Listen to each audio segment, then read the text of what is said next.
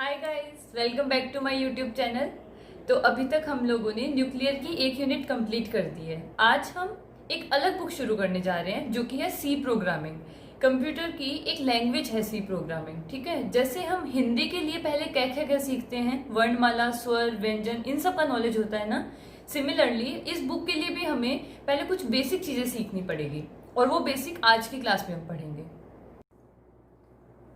So guys, सबसे पहले हम पढ़ेंगे कि सी प्रोग्रामिंग है क्या। Okay, so it's a way to make computer और मशीन अंडरस्टैंड अवर लैंग्वेज। ये सिर्फ एक तरीका है जिससे कंप्यूटर या मशीन जो है हमारी लैंग्वेज को समझ सके। अब सबसे पहले इसमें चीज आती है वो आता है कंपाइलर। ओके, तो कंपाइलर क्या है? Okay, what is compiler? A device और programme which translate higher level language into machine language is called compiler and the whole process is called compilation. Okay, so ये एक डिवाइस या programme है जो कि हायर लेवल लैंग्वेज को machine language में convert करता है। इसको समझने के लिए हम ऐसे समझते हैं कि कोई चाइना और इंडिया के दो लोग आपस में बात कर रहे हैं, जिसको इंडिया के लोग को चाइना की भाषा नहीं आती हो और चाइना वाले को इंडिया की नहीं आती, तो उनके बीच में एक मीडिएटर, एक ट्रांसलेटर ऐसा बैठेगा जो उन दोनों की भाषा को कन्वर्ट करके बताएगा। जो इंडिया की भाषा को चाइनीज में कन्वर्ट करेगा, चाइना वाले को इंडियन में कन्वर्ट करेगा, जिससे कि उन दोनों के बीच में कन्वर्सेशन हो सके। सेम कंपाइलर भी एक ऐसा ही काम करता है। हम क्या करेंगे? हम करेंगे सबसे पहले प्रोग्रामिंग के थ्रू हायर लेवल लैंग्वेज में प्रोग्राम कन्वर्ट करते हैं, ठीक है। ये हायर लेवल लैंग्वेज कंपाइलर के थ्रू क्या हो जाती है? मशीन लैंग्वेज में कन्वर्ट हो जाती है। तो कंपाइलर ने क्या किया, हमारे जो प्रोग्राम था उससे उसको मशीन लैंग्वेज में बदला और मशीन लैंग्वेज से वापस जो हमें आउटपुट चाहिए था वो दिया। तो ये बीच में एक ट्रांसलेटर का काम करता है। Okay, then hash is a preprocessor command. Okay, ये एक प्री प्रोसेसर कमांड है, मतलब प्रोसेसिंग होने से पहले इस कमांड को हमें मानना पड़ेगा, ठीक है। नाउ stdio.h, stdio.stdio.h, ठीक है। It's a dictionary. Basically printf और scanf जैसे वर्ड्स जो हैं वो इस डिक्शनरी के अंदर सेव है। इसकी फुल फॉर्म देखो, STD से स्टैंडर्ड, I से इनपुट, O से आउटपुट, ये इसकी फुल फॉर्म है, standard input and output. Now देखो, चार टाइप के ब्रैकेट्स होते हैं। एक तो हम पढ़ते हैं छोटा ब्रैकेट, जिसको बोलते हैं इंग्लिश में पैरेंथेसिस, ठीक है। एक हम बोलते हैं हिंदी में मझला ब्रैकेट, जो कि प्रोग्रामिंग में काफी टाइम यूज आएगा, पैरेंथेसिस भी यूज आएगा, इसको बोलते हैं कर्ली ब्रेसेस। एक होता है बड़ा ब्रैकेट, जिसको हम बोलते हैं इंग्लिश में स्क्वायर ब्रैकेट, और इसको बोलते हैं हम एंगल ब्रैकेट। तो stdio.h जो है वो एंगल ब्रैकेट के बीच में लिखा है, ठीक है, ये ध्यान रखना।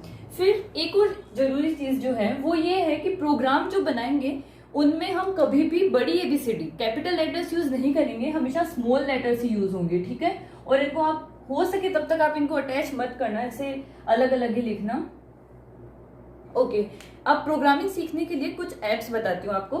देखो, ड्रॉइड सी करके एक ऐप है जो आप एंड्रॉइड फोन इन सब में यूज कर सकते हो, ठीक है। डेव C++ करके एक ऐप है जिसको आप विंडोज के लिए यूज कर सकते हो, सॉफ्टवेयर है। GCC जो है वो लिनक्स के लिए यूज कर सकते हो, और टर्बो सी एक ओल्ड वर्जन है, नॉर्मली कॉलेजेस वगैरह में टर्बो सी होता है, ठीक है। तो डेव C++ जो है ये बेस्ट है। बेसिकली मैं आपको दिखा भी सकती हूँ डेव C++ के। हम जो प्रोग्रामिंग करेंगे हम डेव C++ में करेंगे। ओके, ड्रॉइड सी आप फोन में यूज कर सकते हो, ये आप फोन के लिए आपके लिए बहुत अच्छा ऐप होगा। ओके,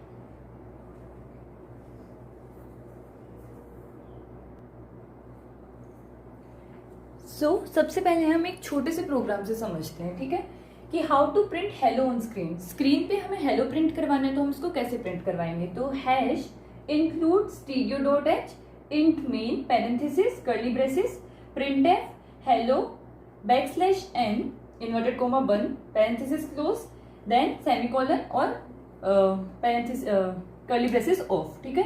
नाउ अब इस प्रोग्राम को लिखने का तरीका देखते हैं कैसे लिखा हमने।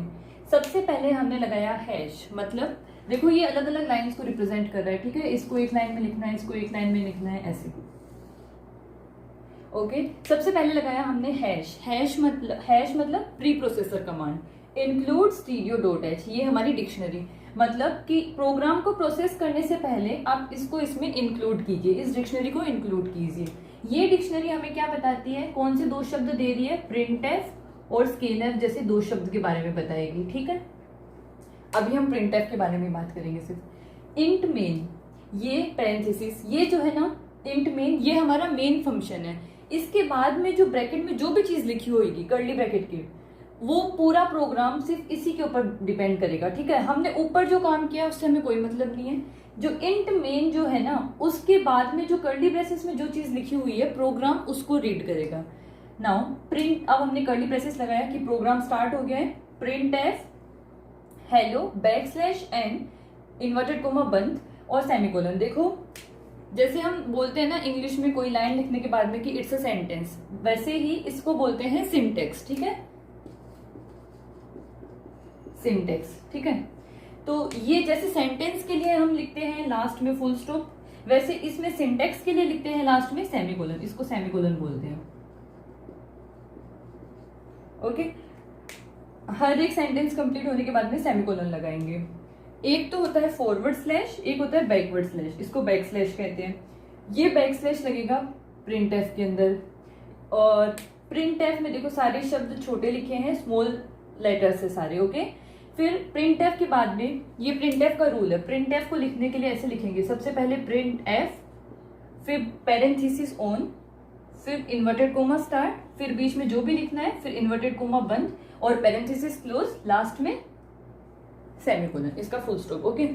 नाउ अब ये लिखेगा क्या, हेलो को लिखेगा सिर्फ, \n को नहीं लिखेगा, और यहाँ पे हमने कर्ली ब्रेसेस लगा के इसको बंद कर दिया। ये प्रोग्राम रन हो गया हमारा पूरा, ये प्रोग्राम बन गया है हमारा। अब सबसे पहले हम इसको करेंगे कंपाइल, देन हम इसको करवाएंगे रन, ठीक है। कंपाइल करवाएंगे तब ये हमें बताएगा कि कोई एरर है या नहीं है। इसको करेंगे हम कंपाइल देन रन, ओके। तो अब देखो, इसके लिए आपको कुछ चीजें पता होनी चाहिए। प्रिंट एफ में हमेशा बैकस्लैश के बाद में लिखी हुई चीज को ये नहीं पड़ेगा। अब कुछ वर्ड्स बताती हूँ आपको। \n इसका मतलब होता है न्यू लाइन, ठीक है। \t का मतलब होता है टैब, \a का मतलब होता है अलर्ट, बैकस्लैश का मतलब होता है सिंगल स्लैश, %, का अर्थ होता है %, ओके। सो देखो, एक तो % और एक बैकस्लैश, अगर ये सिंगल इसमें लिखा हुआ होगा तो इसका कोई मीनिंग नहीं होगा। ये जो है \n का मतलब समझेगा न्यू लाइन, \t का मतलब समझेगा टैब, \s का समझेगा स्पेस। तो स्पेस से ये एक पर्टिकुलर स्पेस छोड़ देगा वहां पे, और टैब से ये पर्टिकुलर स्पेस ही छोड़ता है। टैब में कुछ पर्टिकुलर शायद 8 स्पेस के इक्वल स्पेस होता है टैब में, और \n से ये न्यू लाइन से स्टार्ट होगा। मतलब इसके आगे अगर आप कुछ प्रिंट और करवाते हो तो फिर वो नेक्स्ट लाइन में जाएगा, ठीक है। और \a से अलर्ट, मतलब किसी चीज में कोई बड़ा प्रोग्राम होता है उसमें अलर्ट लगाने के लिए, बीप लगाने के लिए। जब आप डबल बैकस्लैश लगाते हो तो ये एक बैकस्लैश को तो पढ़ेगा ही नहीं, इसके आगे की चीज को पढ़ेगा, तब ये एक बैकस्लैश राइट करेगा, ठीक है। और इसके आगे % लिखा होगा तो ये % को राइट करेगा, ओके। नाउ देखो, प्रिंट एफ जब भी, सीधा सा नाम से पता चल रहा है, जब भी कोई चीज प्रिंट करवानी है ना, सीधी सीधी आपको प्रिंट ही करवानी है, तब आप प्रिंट एफ लिखोगे। और स्कैन एफ ऐसे होगा कि कोई डाटा, जैसे अभी हेलो था, हेलो आपको लिखवाना ही था, हेलो इसमें सीधा मतलब एक पर्टिकुलर नाम है, हेलो आपको लिखवाना है। मान लो कोई नंबर एंटर करवाना है, तो सबसे पहले आप लिखोगे कि प्रिंट एफ एंटर नंबर, ठीक है।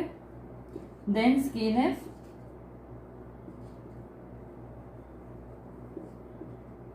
स्कैन एफ का रूल अलग होता है, इसमें यूं लिखते हैं %d %n।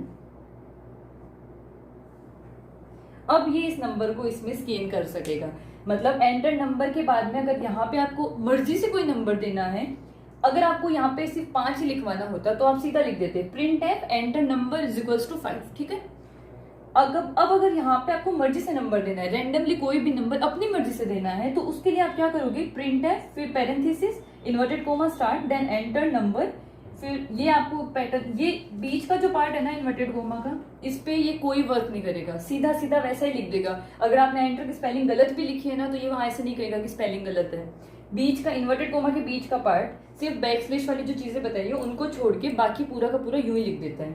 अब यहाँ पे आपको जो नंबर प्रिंट करवाना है, मान लो आपको ऐसे प्रिंट करवाना था एंटर नंबर के आगे 11, उसके लिए हमने स्कैनफ लिखा है। तो ये पैटर्न मैं आपको आगे बताऊंगी, अभी हम कुछ बेसिक चीजें ही पढ़ेंगे इसकी। ओके,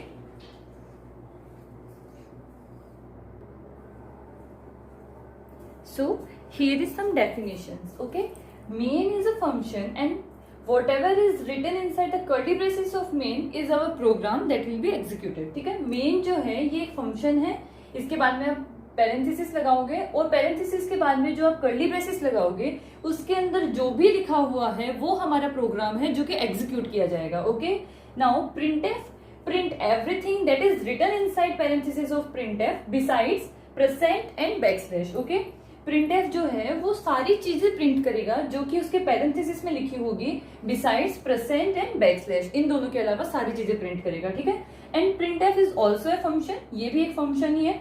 नाउ इसमें कुछ एक पॉइंट्स पकड़ने हैं आपको, जैसे कि INT लिखा हुआ होता है उसका मतलब होता है इंटीजर या पूर्णांक। ठीक है, फ्लोट FLOAT, फ्लोट का मतलब होता है डेसिमल पॉइंट्स, डेसिमल नंबर्स और रैशनल नंबर्स। CHAR इसका मतलब होता है कैरेक्टर। ठीक है, अब मैं बताती हूँ क्या होते हैं।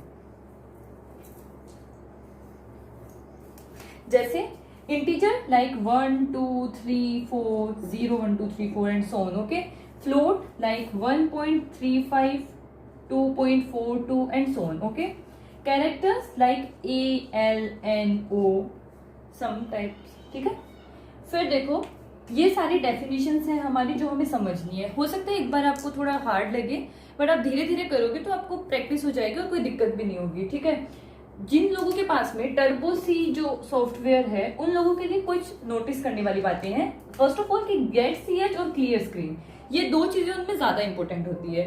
गेट CH जो होता है वो इसलिए देखो क्लियर स्क्रीन तो इसलिए होता है ताकि पहले का जो प्रोग्राम लिखा हुआ है वो पूरा हटके नया पेज खुल जाए। अगर आप ये नहीं लिखोगे तो क्या होगा, बाई चांस आपने ये प्रोग्राम बना रखा है और आप नया प्रोग्राम बनाने जा रहे हो तो ये प्रोग्राम भी खुल जाएगा, इसके नीचे से नया प्रोग्राम शुरू होगा।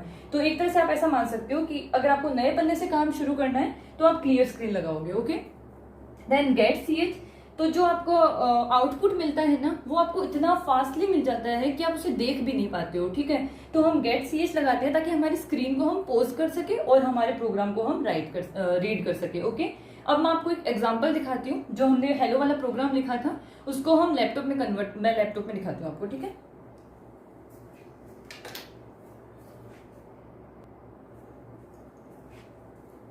ओके, तो here is my laptop and this is Dev C++, DEV C++।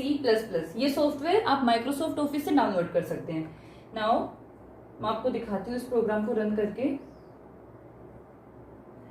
देखो हम जाएंगे फाइल पे और खोलेंगे न्यू में जाके हम खोलेंगे सोर्स फाइल। ठीक है, अब ये हमारी लाइन टू लाइन बनता जाएगा। Then hash include studio.h। Okay, enter करके हम दूसरी लाइन में पहुंच गए हैं। Int main parenthesis open and close.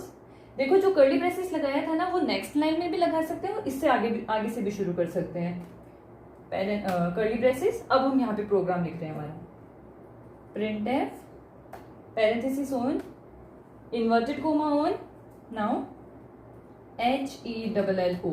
देखो मैं आपको दिखाती हूँ इसमें एक चीज, बैकस्लैश n। नाउ अब हमारा प्रोग्राम कंप्लीट है। इसको सबसे पहले हम सेव करेंगे, तो मैं इसको नाम दे देती हूँ C प्रोग्राम। ओके, सबसे पहले सेव करेंगे, फिर हम इसको करवाएंगे कंपाइल। ये देखो ये कंपाइल हो रहा है। अब ये बता रहा है एरर 0, वार्निंग्स 0, कोई एरर नहीं है इसकी कंपाइलेशन प्रोसेस में। नाउ इसको रन करवाएंगे। देखो इसने हेलो प्रिंट कर दिया। इसमें मे बी आप लोगों को दिख रहा होगा, यहाँ पे लिखा हुआ है hello process exited after 0.00373 seconds with return value 0, press any key to continue. Okay, so what is right here कि इतने सेकंड में ये प्रोसेस हुई है और कोई भी प्रेस करोगे की तो ये हम एग्जिट हो जाएंगे। ओके, देखो अब मैंने यहाँ पे कैपिटल में लिखा तब यहाँ पे कैपिटल में हेलो आया, और अगर मैं यहाँ पे स्मॉल में लिखती हूँ HELLO ओके। वापस एक चीज ध्यान रखना, जब भी आप प्रोग्राम को एडिट करोगे तो आपको क्या करना पड़ेगा, उसको वापस से सेव करना पड़ेगा, देन आपको उसको कंपाइल और रन करवाना पड़ेगा, अदरवाइज वही प्रोग्राम प्रिंट हो जाएगा। तो Ctrl+S से आप इसको सेव करोगे, F9 से आप इसका कंपाइलेशन देखोगे और F10 से आप इसको प्रिंट करवाओगे। अब देखो कैपिटल HELLO ये जो है शॉर्ट में स्मॉल लेटर्स में आए हैं। इसका रीजन ये यही बताना चाह रही थी मैं आपको कि जो प्रिंटफ में जो भी लिखा हुआ होगा ये उसको वैसे का वैसा छाप देगा, ठीक है। नाउ एक चीज और बताती हूँ, ये कीज लिख लेना कि Ctrl+S से सेव होगा, F9 से जो है ये प्रोग्राम कंपाइल होगा, F10 से प्रोग्राम रन होगा और F11 दबाने से कंपाइलेशन और रन दोनों प्रोसेस एक साथ में हो जाएंगे। तो आपको F9 और 10 दबा सकते हैं या फिर आप सीधा F11 दबा सकते हैं, ठीक है। अब हम नेक्स्ट वीडियो में भी वापस इसकी कुछ बेसिक चीजों के बारे में पढ़ेंगे। कल मैं आपको बताऊंगी कि कैसे हम इस प्रोग्राम को राइट करते हैं, इसका क्या प्रोसेस क्या होता है। ओके, सो बाय फ्रेंड्स।